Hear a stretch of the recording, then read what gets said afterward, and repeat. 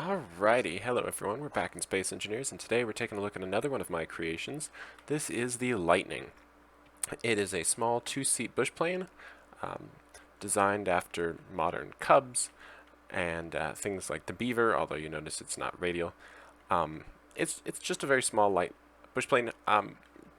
Bushplanes being a passion of mine, but this uses realistic control surfaces. So unlike in the last video where we talked about using just a gyro, this one you can see there's hinges here, so we have working elevators and a rudder.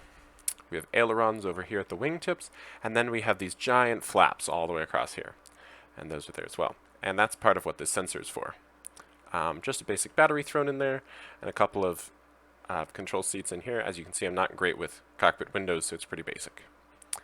If we go ahead and hop in the front seat, we have thrust override on and off. You can't just use W for this one, because W, if I press it now, will actually lift up the, will control the elevators there. We've got A and D for rudder, and Q and E for roll there. If I hit 3, that'll toggle one notch of flaps. We can do another one, and another, and another, and one more. And that's full flaps down there. And then if we hit 4 at any time, it will fully retract the flaps. And that's all using timers and sensors. Number 5 is to toggle the tailwheel steering. So back there, right now it's not steering, but if I toggle that on, now it'll steer. And so that just helps you, because you don't have a gyro, so for ground handling you can steer around, but when you're trying to get a nice clean takeoff or landing, especially in a crosswind, super helpful. And then 9 is just to toggle the big engine on and off right there. Note it does use these vanilla wheels in the front, which have the suspension, and they actually have a lot better brakes than the wheels from the plane parts mod, but it does use the plane parts small wheel in the back here, the plane parts wings, and plane parts plus propeller. And if you're interested in flying this plane yourself or trying it out, it will be available in the link in the description to the workshop page. So here we go. We'll just go ahead and power it on. Increase throttle, and we can just use P on this one for parking brakes. So at this point we're ready to start to roll. We'll release the brakes, look where we're going, and right here we'll just lift the tail up with a little bit of W, and just like that we're up. A little bit squirrely, but it'll be okay. If you're wondering what that is down there, I'm also running a water mod, so there's actually some nice lakes and rivers and oceans and things like that. And so here we go. We've got pitch control just like that. We've got roll control, and we've got some yaw. If you see the rudder there, it kind of snaps sometimes like that if I hold it. Elevators will occasionally do that too. That's just a weird thing with the mod, and sometimes I can do my best to minimize it, but other times there's nothing I can do. But don't worry, if you see that, if you're using it yourself, if it's snapping like that, it's totally fine, still doing its job. From what I can tell, it's more of a visual glitch than anything else. So here we go.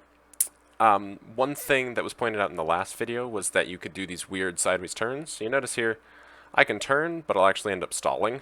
And so this plane will stall just by virtue of the basic physics of the wings. The flaps are somewhat cosmetic. They do increase drag by quite a bit, and they increase lift by a little bit, but not as much as you might expect from real-world flaps. But it is still a capable bushplane for short takeoffs and landings. And unfortunately, you have to tap the controls because we don't have proportional controls unless it's bound to the mouse, which you could also do if you wish. I just find it to be a bit counterintuitive to use the mouse this way, especially after we've been trained using the mouse on gyros. So we'll just drop the flaps here, and you can see it's actually causing me to have a bit of a pitching up moment. And hopefully we'll bleed off a little bit of speed. So I'll drop another notch of flaps. Now I'm really having to fight the nose coming up. Because as we drop those flaps, we get increased lift in the front. And so it's actually lifting the nose. And we'll drop another notch of flaps. And you can see our speed in the bottom left really bleeding off at this point. And so now we're just going to drop down like this. Trying to maintain a little bit of speed so we don't stall out here. And we've got a nice 20 meter per second crosswind.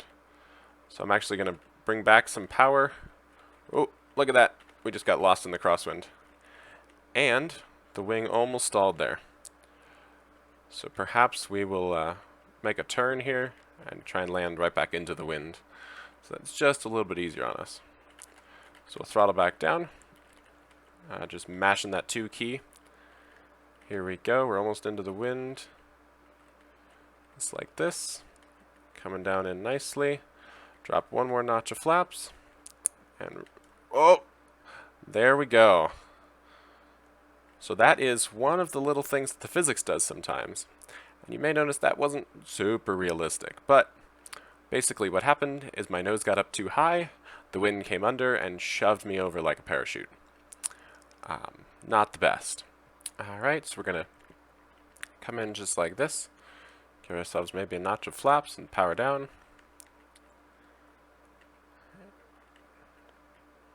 And then we'll rotate once more just to look right into the wind.